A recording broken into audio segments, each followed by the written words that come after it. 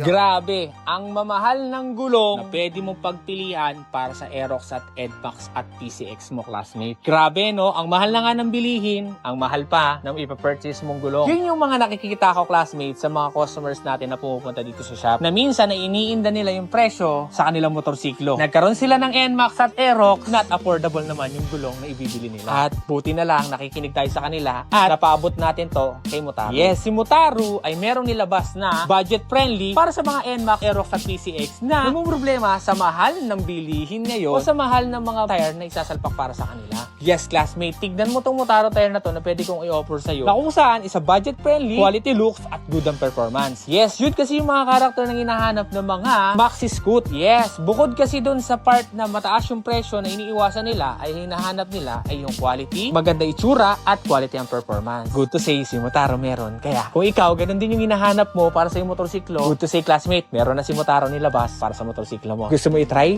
Tara! Premium na suspension, race power mo na yan!